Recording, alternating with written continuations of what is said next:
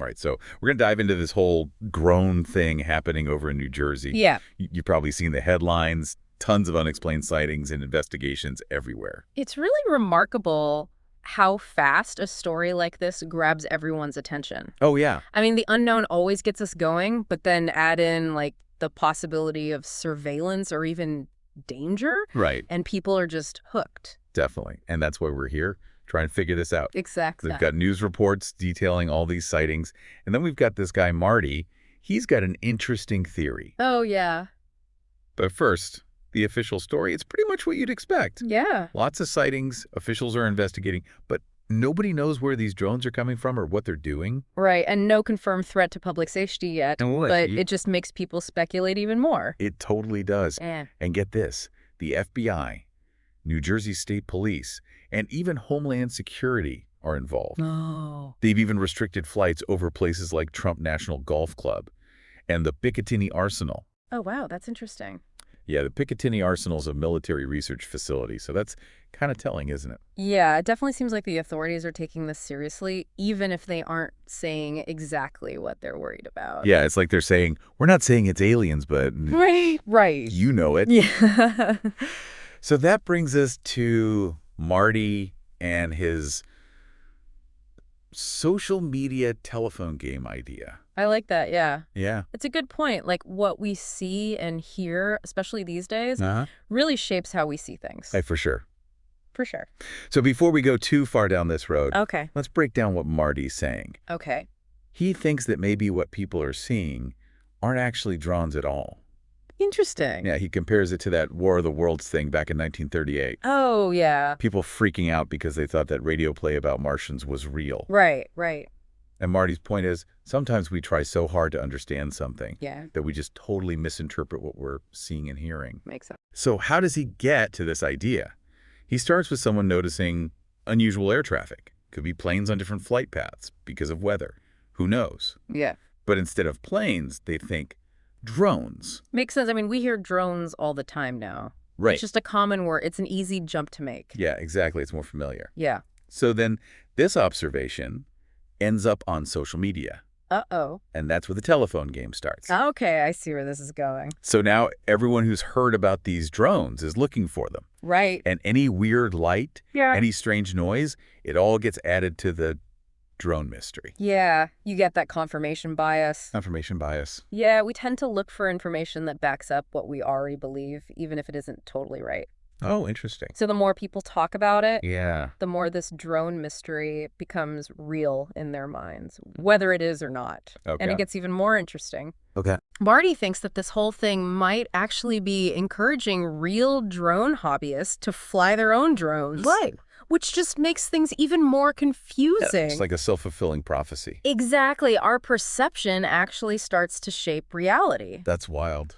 It's a feedback loop. Wow. It really is. So what I find really interesting about Marty's idea Yeah. is how it connects to, like, basic psychology, you know? Oh, yeah. We humans, we're always trying to find patterns, trying to make sense of the world. Right. But sometimes that need to connect the dots, well, it can lead us down some strange paths. It's like we're always looking for a story, even if we have to make some of it up ourselves. Exactly. And when you throw in those unexplained lights in the sky, our imaginations can really go wild. That's true. Our imaginations can really run away with us. Exactly. Think about that confirmation bias thing we were talking about. Yeah. Once you have an idea in your head, like, there are mysterious drones over New Jersey, Right. you start to see evidence for it everywhere, even if it's not really there. So, like, even if some of those lights were airplanes or weather balloons, if you're convinced they're drones, you're going to see them as proof. Right. Exactly. And then you add in social influence, which we can't forget about. Social influence. We're social creatures, right? What other people believe, especially people we trust, that really matters to us. It's like that experiment. Have you heard of it? Which one? Where they show people a line and then they have to match it to another line. Okay. But everyone else in the group is giving the wrong answer on purpose. Oh, yeah, I know that one. And a surprising number of people go along with the group, even though they know it's wrong.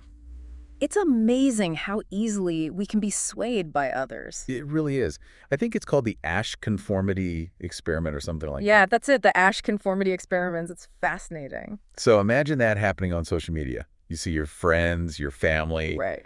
Everyone talking about these mysterious drones. Even if you were skeptical at first, you start to doubt yourself. Yeah, that's where the social media telephone game becomes really powerful Okay, I see what you mean. because it takes those cognitive biases and just amplifies them. Like the telephone game on steroids. It is. Information, or misinformation, I should say, Yeah. spreads so fast these days, it's hard to keep up, you know? It really is. It feels impossible sometimes. Yeah, separating fact from fiction is a real challenge. Totally. So how do we do it? How do we navigate all of this information and not get swept up in the next drone mystery or whatever it might be? That's the big question, right? We've talked about being aware of our own biases, checking our sources, thinking critically, but what else can we do? Yeah, what are some practical things we can do to stay grounded? Okay, well, one thing is to diversify your information sources. Diversify. Don't just rely on social media or one news outlet, you know? So like if everyone on my social media is saying these drones are real, I should go look for someone who thinks they're airplanes. Exactly. You got to expose yourself to different viewpoints. Yeah. That you're not stuck in an echo chamber. That makes sense. It's like getting a second opinion from a doctor. Exactly.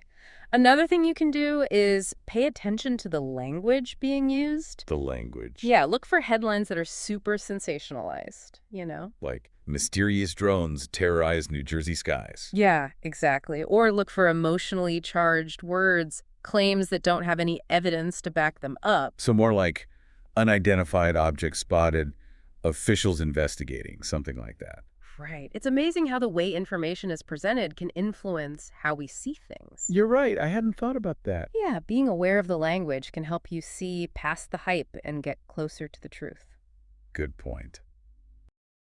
Something's been on my mind. Okay. We've spent a lot of time on like the how of this whole thing. Yeah. How sightings might be misinterpreted, how social media amplifies everything. Right. But what about the why? The motivation, you mean? Yeah, exactly. Why would anyone fly drones over New Jersey, especially with all the security around certain areas? Yeah, that's the big question, isn't it? It is. Are we talking about bored teenagers? Some kind of pranksters? Right. Or is it something more serious? Well, without more information from the authorities, we can only speculate. True, true. But I think this actually brings up an interesting point. What's that? What we don't know can be just as important as what we do know. Okay, I'm listening. Think about it. If these drones were a real threat to national security or even public safety, Yeah. wouldn't we expect a much stronger reaction from the authorities? That's a good point. I mean, we've heard about investigations, some flight restrictions, Right. but no big announcements, no warnings to the public or anything? Exactly, and that doesn't mean there's nothing shady going on. Right. But it does suggest that maybe it's more complicated than we initially Well, thought. maybe it's not a spy drone invasion, at least not yet. Right. But then that brings us back to why New Jersey? What's so special about New Jersey that's attracting all these drones, whether it's hobbyist or something else? Well, think about the geography. New Jersey's got several major airports, right? Yeah, that's true. So there's already a ton of air traffic in the area. So some of these sightings could just be planes that people are misidentifying. Exactly, especially at night. It can be hard to tell what you're looking at. Right, and then you add in all the other stuff we talked about, confirmation bias, social influence. Hmm? Few ambiguous sightings could easily turn into this whole drone mystery. It's like the perfect storm, perception, technology, and our natural curiosity. It really is. And even though we might never know the whole story behind every single drone sighting, I think this deep dive has given us a lot to think about. Definitely. How we process information, how our minds work, and how social influences play a role. It's a good reminder to always be questioning, double-checking our sources, being critical thinkers. Absolutely, especially in today's world. Well said. And maybe our conversation will encourage some of our listeners to do the same. That would be great. To be more aware of their own biases, to think twice before sharing something on social media.